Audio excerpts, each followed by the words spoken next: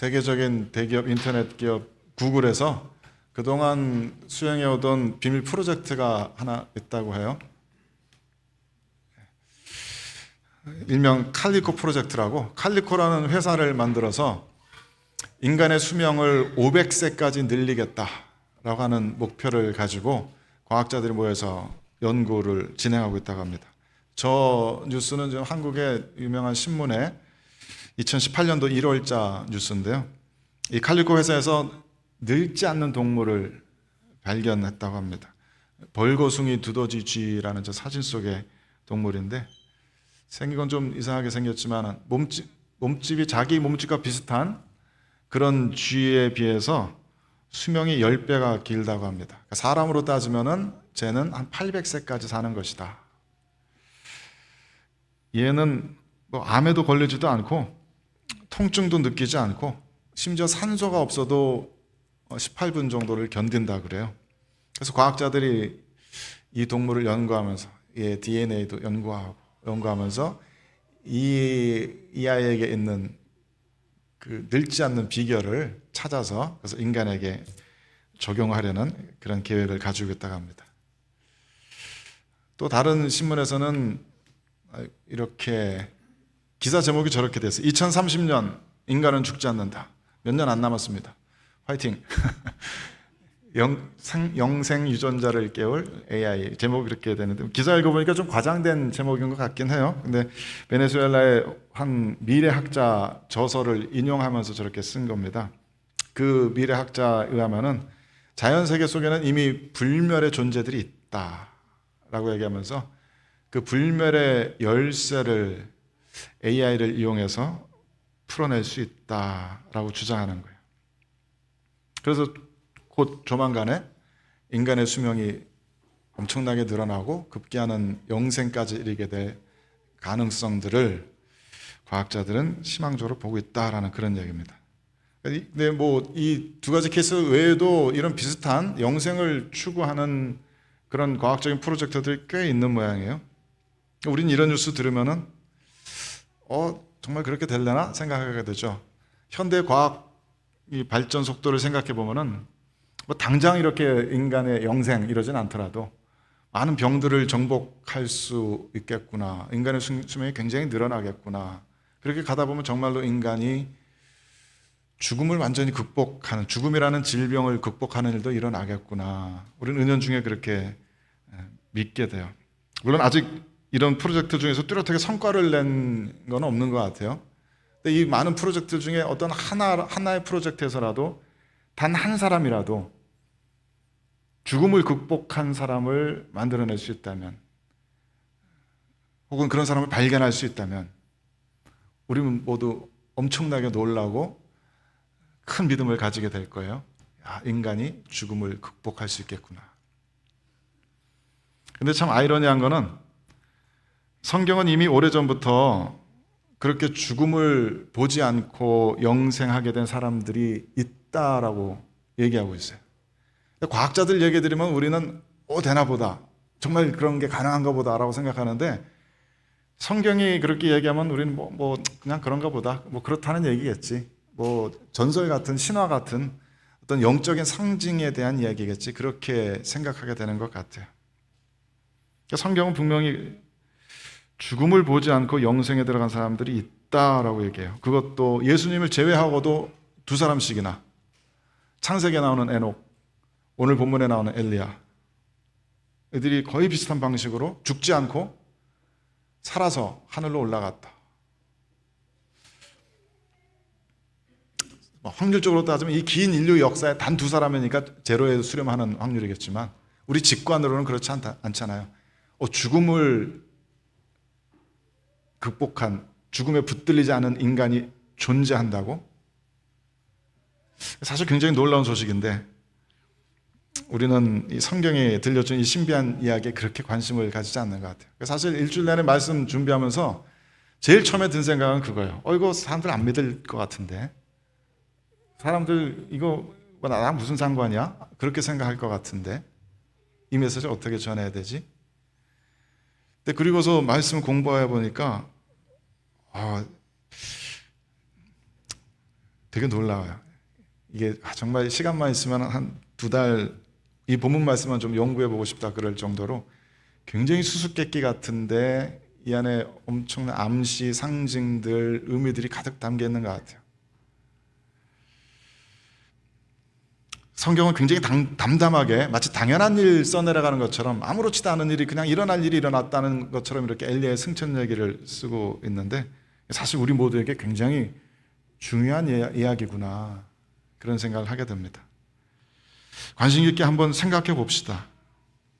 그냥 나와 상관없는 종교적인 신화 같은 이야기라고 치부하지 말고 하나님의 살아있는 말씀이라고 이 말씀을 대해 봅시다.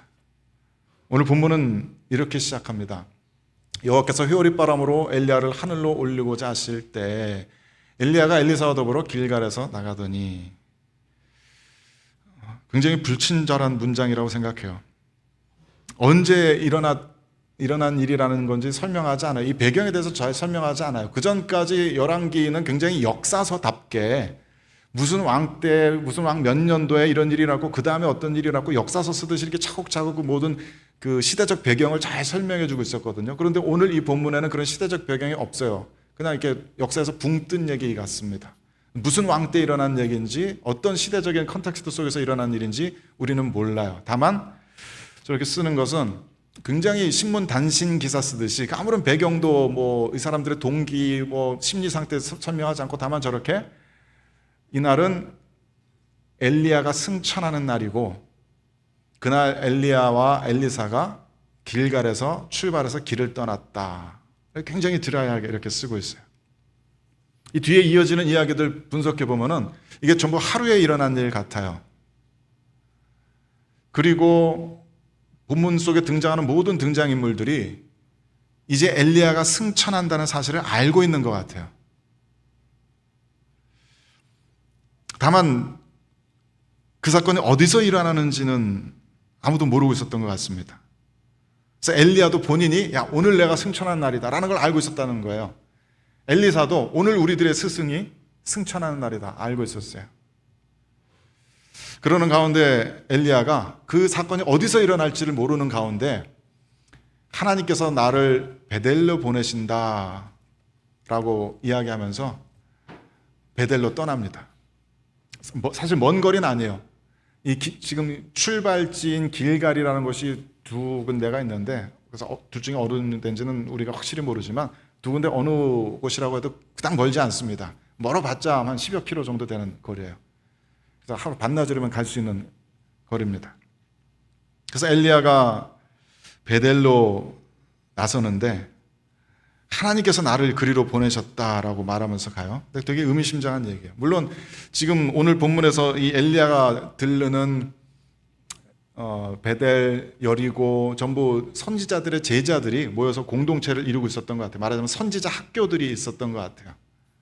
그래서 아마 자기 제자들에게 마지막 작별 인사를 하기 위해서 이렇게 다니는 것이라고 생각하는 게 가장 단순한 이해겠죠.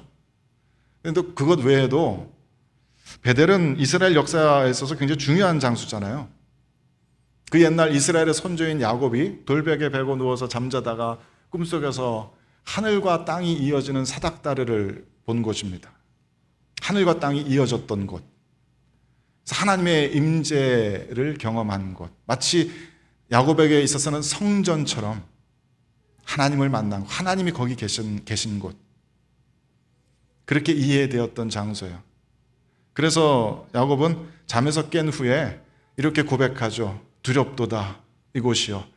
이것은 다름 아닌 하나님의 집이요. 그래서 벳엘 하나님의 집이라고 말한 후에 이렇게 덧붙이죠. 이는 하늘의 문이로다. The gate of heaven. 하나님의 임재하심이 계시는 그 헤븐으로 가는 게이트가 여기구나. 그러니까 무언가 의미심장해요. 엘리야는 지금 죽음을 넘어서 헤븐으로 들어가려고 하고 있는데 그 헤븐의 게이트로 하나님께서 부르시는 거예요. 근데 엘리야는 이곳에 이르기 전에 먼저 엘리사에게 너는 그냥 여기 있어라. 굳이 따라올 것 없다라고 이렇게 만류를 합니다. 아마도 스승의 배려겠죠. 뭐 그렇게 요란 떨 거 없어. 괜찮아. 나 혼자 갈게. 엘리사는 한사코 스승 엘리야를 따라 나섭니다. 아까도 말씀드린 것처럼 모든 사람들이 지금 엘리야가 승천하는 날이라는 걸 알고 있어요. 엘리야는 지금까지 그 누구도 걸어가 보지 못한 그 길을 걸어가기 위해서 발걸음을 내딛고 있는 겁니다. 그래서 엘리사는 그런 스승을 그냥 혼자 보내고 싶지 않은 거예요. 끝까지 스승을 지키며 함께 끝까지 따라가고 그 곁에 있고 싶어주는 그런 마음인 것 같습니다. 그리고 3절 보면은 이들이 베델에 도착해서 그 베델에 모여 살고 있는 선지자의 제자들이 차마 엘리야에게 직접 말하지는 못하고 엘리사 불러서 조심스럽게 이렇게 얘기합니다. 오늘 엘리야 승천하는 거 알고 있어? 이들이 어떻게 알았는지는 성경이 불친절하게 얘기 안 해줘요. 설명 안 해줘요. 그냥 모든 사람들이 다 알고 있어요. 오늘 엘리야가 승천하는 날이라고. 아마도 하나님의 어떤 비밀스러운 계시가 있었나 보죠. 엘리사는 그 얘기 별로 계속 하고 싶지 않아 합니다. 나도 알아. 조용히 해. 잠잠해. 굉장히 침통하다 할까요? 엄숙하다 할까요? 그런 무거운 분위기 속에서 엘리사는 스승 엘리야의 승천을 준비하고 있습니다. 그리고 똑같은 이야기가 2번 더 반복되는 거예요. 베델에서 잠시 머물렀다가 왜 거기 갔는지도 모르겠어요. 무슨 일을 한 건지도 모르겠어요. 제자들을 만나고 거기 잠깐 머물러 있다가 아마도 같은 날 엘리야는 하나님께서 이번에는 나를 여리고로 보내신다라고 하면서 여리고로 출발합니다. 그리고 엘리사에게는 너는 그냥 여기 머물러 있어라 라고 또 만류하는데 엘리사는 아닙니다. 저는 끝까지 스승님 따라가겠습니다. 그리고 끝까지 엘리야의 곁을 지켜줍니다. 여리고에 도착했더니 거기에도 똑같이 선지자들의 제자들이 모여 있었고 선지자의 제자들이 똑같이 엘리사 불러가지고 오늘 엘리야 승천한다는 거 알고 있어? 엘리사는 또 똑같이 알아. 잠잠해라. 그렇게 말합니다. 베델이 천국의 문, The Gate of Heaven이라면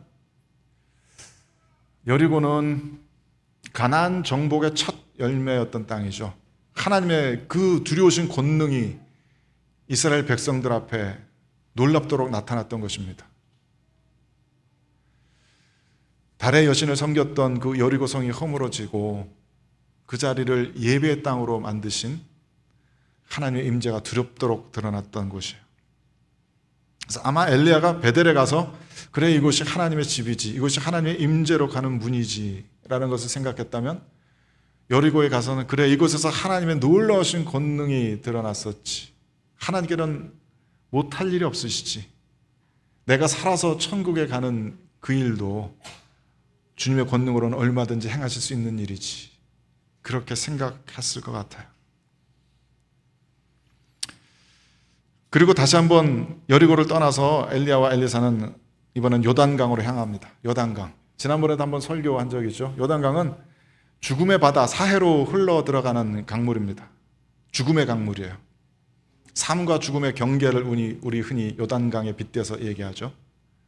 그 옛날 여호수아가 하나님의 말씀을 따라서 요단 강물을 끊고 가나안 땅으로 들어갔어요. 인간의 역사를 관통하는 사망의 강물을 끊고 그 마른 땅을 밟고서 하나님의 약속의 땅, 구원의 땅, 생명의 땅으로 들어간 거예요. 그 동일한 요단강으로 다시 한번 엘리야와 엘리사가 찾아왔습니다. 그리고 또 다시 한번 여호수아 때처럼 그 요단 강물이 끊어집니다. 엘리야가 겉옷을 벗어서, 이 겉옷은 선지자의 상징, 그러니까 쉽게 말하면 목사 가운 같은 거라고 생각하시면 될 것 같아요. 겉옷을 돌돌 말아가지고 그것을 요단 강물을 치니까 놀랍게도 요단 강물이 다시 갈라지고 마른 땅에 드러납니다. 생명의 죽음의 강물이 다시 끊어지고 땅이 드러난 거예요. 제자들은 50명, 그러니까 허다한 증인들이 있었다는 얘기예요. 공개적으로 일어난 일이라는 얘기입니다. 제자들은 멀리서 그 모습을 보면서 증인들이 되었고, 엘리야, 엘리사는 끊어진 요단강을 건너서 다시 요단강 동편 모압 땅, 모세가 죽었다는 그곳 하지만 모세의 무덤은 참 찾을 수 없다는 그 모압 땅으로 들어갑니다.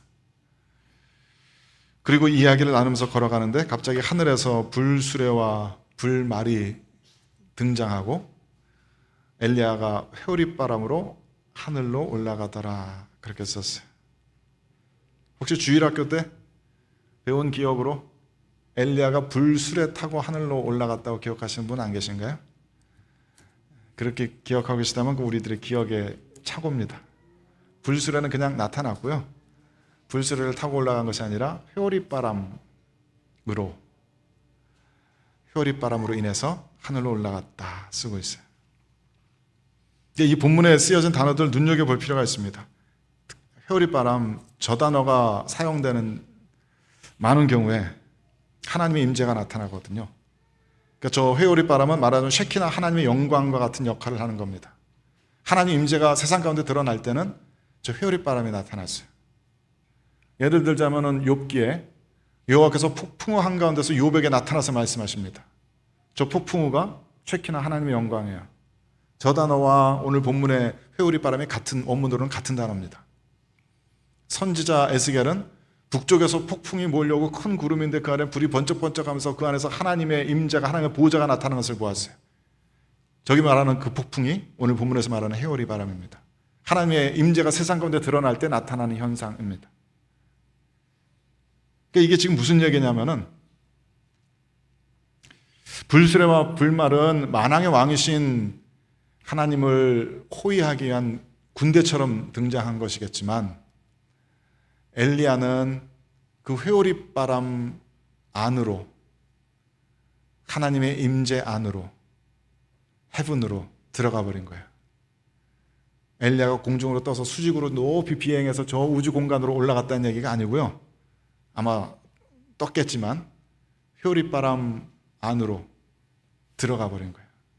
하나님의 차원으로, 하나님의 임재로, 하나님의 보좌 앞으로.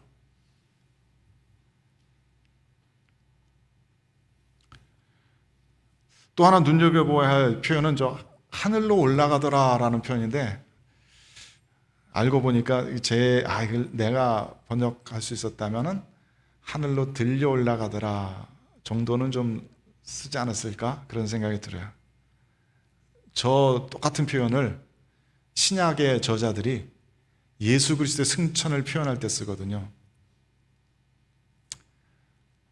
이게 어떻게 똑같은 단어인지 아냐면은 BC 3세기 때 70인역이라는 성경이 있었어요. 그 당시 유대 사람들이 다 지중해 근방에 흩어져서 유대말을 까먹었기 때문에 그 사람들이, 이 유대인들 2세 3세들에게 성경 말씀 전달하기 위해서 그때 그 당시 사람들이 쓰던 헬라어, 그리스말 신약이 기록된 그 언어로 구약 성경을 번역했어요. 그래서 그 당시 거의 모든 유대인들은, 예수님 포함해서 예수님의 제자들, 예수님의 사도들은 전부 그 70인역이라는 구약 성경을 보고 그걸 인용하고 그랬어요.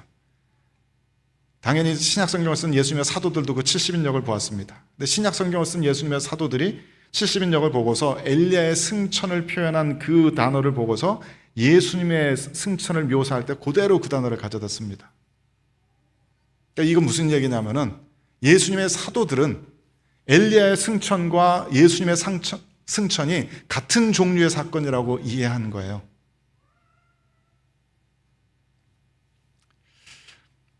그래서 여러 군데에서, 성경 여러 군데에서 엘리야는 그리스도, 메시아의 예표적인 인물이고 메시아의 한 발 앞서서 행하는 사람으로 등장합니다.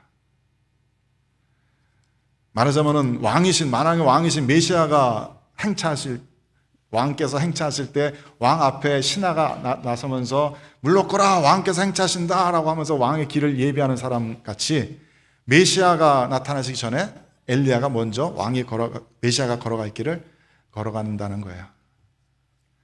구약 성경의 마지막 책인 말라기에서 이렇게 써 있습니다. 보라, 여호와의 크고 두려운 날이 이르기 전에, 즉 주님의 여호와의 심판의 날, 인류 역사의 마지막 날이 이르기 직전에 선지자 엘리야가 오게 될 것이다. 엘리야는 그런 역할을 하는 사람입니다. 그래서 지금도 유대인들은 그 엘리야를 기다리고 있다고 전에도 말씀드렸죠. 유월절 만찬 먹을 때 자기 식구들 모여서 유월절 만찬 먹으면서 거기다 엘리야의 잔을 준비해 놓습니다. 메시아가 오기 전에 엘리야가 올 테니까 그 엘리야를 대접하기 위해서. 신약 성경을 보면은 사도들도 제자들도 그 당시 예수님 당시 모든 이들도 그렇게 믿고 있었어요. 서기관들이 엘리야가 먼저 와야 되는 거 아닙니까? 당신이 메시아라면은 말이 안 되잖아요. 엘리야가 먼저 온 다음에 메시아가 와야 되는데 어떻게 된 겁니까? 예수님께서 그 사실을 긍정하십니다. 그래, 엘리야가 먼저 와야 될 거야. 근데 나보다 앞서서 온 세례 요한이 그 엘리야의 영으로 역사한 사람이야. 다시 말해서 엘리야는 예수님보다 한 발 앞서서 예수님의 길을 준비하는 사람이에요. 그래서 예수님보다 먼저 승천하는 길을 닦아놓은 것입니다. 그리고 예수 그리스도께서 이 땅에 오실 때 세례 요한을 통해서 다시 왔고, 그 얘기는 엘리야의 승천을 통해서 우리는 예수님의 승천을 더 잘 이해할 수 있다는 얘기예요. 같은 종류의 사건이니까. 생각해 보세요. 엘리야는 죽은 게 아닙니다. 엘리야는 죽지 않았어요. 승천했어요. 죽는다는 건 몸과 영혼이 분리되는 거잖아요. 몸이 거기 남아있고 엘리야의 영혼이 올라갔다는 얘기가 아니에요. 엘리야는 사람으로서 그 몸을 가진 채 몸과 영혼이 하나 된 온전한 인간으로서 승천한 거예요. 헤븐에 들어간 거예요. 영생으로 들어간 거예요. 예수님의 승천도 마찬가지 사건이라는 얘기입니다. 모든 성도들은 지금 이 순간 예수님께서 살아계셔서 온 우주 만물을 통치하고 계신다고 고백하죠. 근데 그때 많은 사람들의 머릿속에는 예수님의 영혼이 하늘 보좌에 앉으셔가지고 통치를 하고 계신다고 생각하는 것 같아요. 아닙니다. 예수님은 분명히 죽으셨고, 하지만 다시 부활하셨습니다. 그래서 몸을 입으셨어요. 그 몸을 제자들이 만져볼 수 있었고, 그 몸에 여전히 상처가 있었고, 제자들과 함께 그 몸으로 식사를 하실 수 있으셨어요. 그 몸을 가진 채 완성된 인간의 몸, 그 영광스러운 부활의 몸을 가지고서 예수님께서는 승천하신 거예요. 지금 이 순간 하늘 보좌에는 완성된 인간으로서의 예수께서 앉아 계십니다. 엘리야의 승천 이야기는 그렇게 예수 그리스도의 승천을 설명해 주는 거예요. 이 본문의 이야기가 우리들에게 중요한 것은 그 때문이죠. 예수 그리스도의 부활과 승천은 바로 우리들의 이야기이기 때문에, 엘리야의 승천은 예수님의 승천 이야기이고 예수님의 승천은 우리들의 승천의 이야기입니다. 성경은 예수 그리스도의 부활이 우리 모든 인간들이 경험하게 될 부활의 예표라고, 첫 열매라고 분명하게 선언합니다. 이 고린도전서 15장에서 제가 자주 말씀드리지만 사도 바울이 펼치는 논리는 그거예요. 예수 그리스도께서 부활하셨으니까 그 덕분에 우리도 예수님을 뒤따라서 부활할 수 있을 것이다 라는 논리가 아니에요. 이제 모든 인간에게 사망의 권세가 깨어졌기 때문에 모든 인간이 부활할 것이기 때문에 그 인간의 부활의 첫 번째 열매로, 첫 번째 케이스로 예수께서 일어나셨다라는 그런 논리예요. 그리고 주님께서는 지금 하늘에, 헤븐에 머물고 계십니다. 그것이 어떤 상태인지 우리는 상상도 하기 힘들어요. 어떻게 인간으로서 헤븐에? 예수님의 표현대로 하면 낙원에? 그게 도대체 무슨 말인지 우리는 다 이해하지 못합니다. 하지만 성경은 분명히 거기가 최종적인 목적지가 아니라고 얘기해요. 거기에 계속 계시는 것이 아니에요. 예수님께서는 다시 오실 겁니다.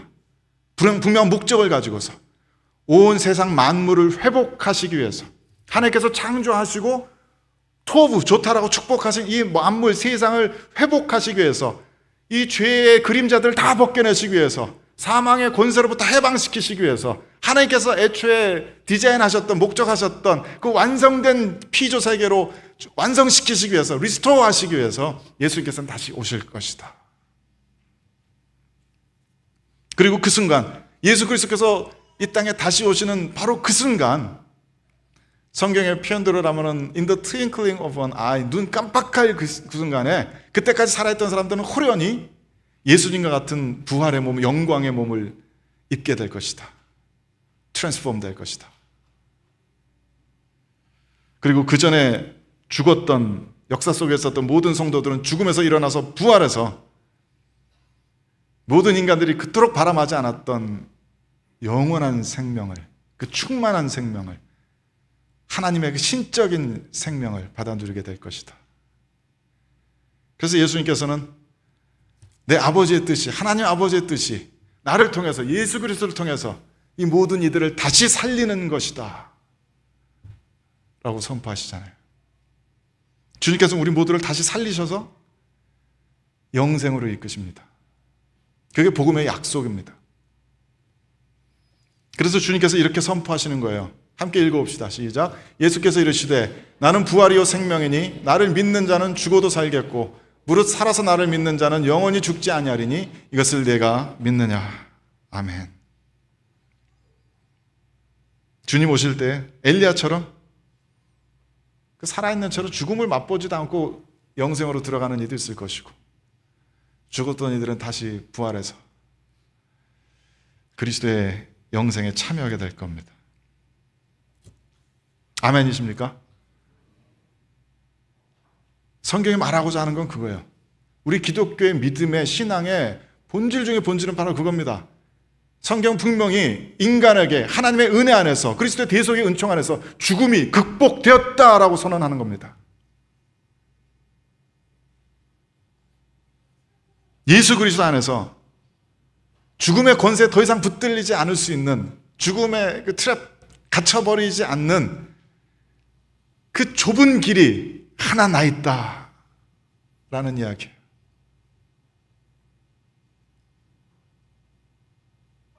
어제 새벽 기도회 때도 그 말씀 나눴지만은, 우리 이성으로 받아들이기 힘든 이런 기적적인 일들, 이런 기적에 대한 일들은 우리 기독교 신앙의 굉장히 중요한 부분을 차지하고 있어요. 이 기독교 신앙에서, 이 성경에서 기적의 이야기들 다 빼고 나면은 거기 뭐가 남습니까? 그냥 너무 뻔한 당연한 도덕책밖에 되지 않을 거예요. 기적은 우리들의 신앙에 굉장히 중요한 본질적인 요소입니다. 예수 그리스도의 탄생과 예수 그리스도의 십자가 죽으신과 부활과 승천과 영생들, 그리고 우리 모두는 아직 우리들에게 남은 단 하나의 그 위대한 기적을 기다리고 있는 거예요. 그리스도의 재림, 그리고 영생, 몸이 다시 사는 것을 믿사오며 영원히 사는 것을 믿습니다. 그게 기독교의 신앙의 본질이라고요. 죽음은 예수 그리스도 안에서 정복되었어요. 우리는 더 이상 죽음을 두려워할 필요가 없습니다. 죽음 때문에 지나치게 슬퍼할 필요도 없습니다.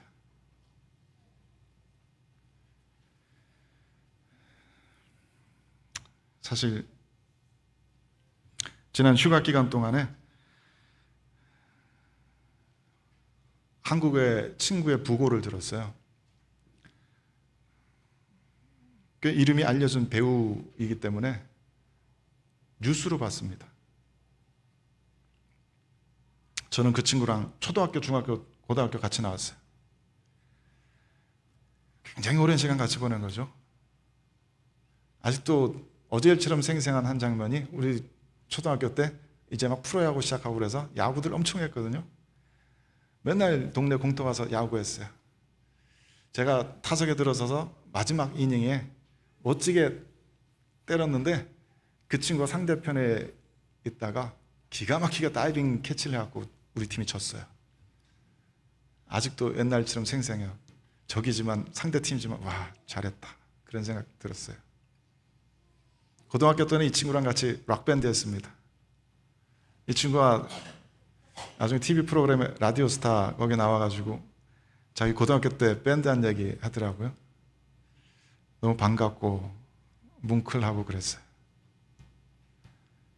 대학교 때 이 친구가 서울예전 다녔는데 그 친구 때문에 뻔질나게 드나들었어요. 우리 학교보다 그 학교를 더 자주 간 것 같아요. 오죽하면 그 학교 수혜 아저씨가 저를 기억하고 있었습니다. 서울예전 가요제 나간다고 곡 만들어 놓은 거 있으면 달라 그래가지고 제 곡 가지고 가요제에서 2등 했었어요. 제가 처음 장례식이라는 걸 가본 게 그 친구 아버님의 장례식이었고, 삶에 많은 아픈 일들, 기쁜 일들 어려서부터 쭉 같이 했었어요. 그 친구 아내도 잘 알아요. 결혼해서 얼마나 가난한 배우로서 고생했는지 너무 잘 알아요. 그 친구가 첫 딸을 낳았는데 우리 친구들 중에서 제일 먼저 아기 낳았기 때문에, 근데 그게 다 필요하면 딸이라 보고서 너무 이쁜 거예요. 어떻게 하면 쟤를 좀 훔쳐오지? 진짜 하룻밤이라도 좀 우리 집에 가서 좀 재우지? 그런 궁리를 했던 기억이 나요. 휴가 기간 거의 막판에 그 소식 듣고 우리 가족들한테 좀 미안할 정도로 분위기 완전히 다운돼서 잠도 잘 못 자고 밥도 잘 못 먹고 그러다가 마음 좀 추스리고 잊고 있었는데 말씀 묵상하면서 그 친구 생각이 되게 나요. 그 친구도 믿는 사람이에요. 아내도 교회에서 열심히 신앙생활합니다. 저는 그 친구 아내가 또 그 친구의 이제 큰 두 딸들이, 이제 대학 다니는 두 딸들이 하나님 말씀을 통해서 위로받고 소망을 발견할 수 있게 될 간절히 바라요. 그 친구들 가족들뿐만 아니라 우리 중에도 사랑하는 가족들 먼저 떠나보낸 분들 계시고 죽음의 공포, 죽음에 대한 염려, 걱정하시는 분들도 계시죠. 그럼 모든 분들이 하나님의 이런 말씀을 통해서 큰 위로와 소망을 발견할 수 있게 되길 간절히 바랍니다. 하나님께서 우리들에게 약속하셨어요. 죽음은 극복되었다고. 그걸 증명하셨어요. 이건 그냥 우리들 마음의 심리적인 위로만 전달해주는 그런 얘기 아닙니다. 이 부활에 대한, 영생에 대한 복음의 약속은 지금 우리들의 삶을 바꿀 수밖에 없어요. 우리들은 그냥 몇십 년 여기서 잠깐 살다가 다른 데로 가는 게 아니에요. 우리들의 삶이 중단되지 않고 계속될 거라고 이야기하는 거예요. 그러니까 지금 우리들의 삶은 지금에서부터, 지금 우리들이 살아가는 이 삶의 현장에서부터 우리들은 우리들의 삶을 거룩하고 아름답고 복된 것, 의미 있는 것으로 만들어가야 된다고. 우리는 이 삶을 계속해 나갈 테니까. 이 세상이 죄로 충만하고 뭔가 나쁜 일이 벌어지고 우리들의 가족이 깨어지고 교회 공동체가 깨어진다고 할 수 없지 뭐 그냥 죄 많은 세상인데 그러고 말 게 아니라는 얘기예요. 이 세상을 하나님께서는 기업고 완성시키실 것이고 완전히 고치실 것이니까 우리는 그 미래를 믿고 그 미래를 향해서 이 세상을 변화시켜 나가면서 하나님과 함께 치유해 나가면서 살아가야 한다고요. 이 부활에 대한 소식은, 이 복음은 우리를 변화시켜야 돼요. 이 복음에는 충분히 그런 능력이 있습니다. 그러기 위해서는 엘리사가 엘리야 스승을 끝까지 붙들고 따라가는 것처럼 우리가 예수 그리스도 끝까지 붙들고 따라가야 해요. 예수님 안에서 우리 모두에게 베델이, The Gate of Heaven이 열렸습니다. 오직 그 안에만 천국문이 열려 있습니다. 예수 그리스도를 놓치면 우리는 다 놓치는 거예요. 예수 그리스도 떠나면 우리는 다 떠나는 겁니다. 그 다음에 우리들에겐 절망뿐입니다.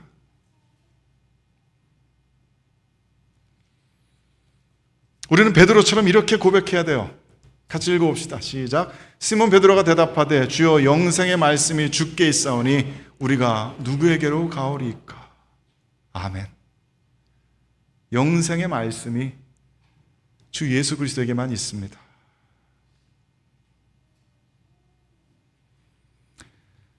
사망의 권세에 이기신 예수 그리스도 힘있게 붙드시는 저 여러분 되시길 주님의 이름으로 축복합니다. 사망 권세에 이기신 예수 그리스도의 권능이 저 여러분의 삶을 변화시키시기를 주님의 이름으로 간절히 축원드립니다.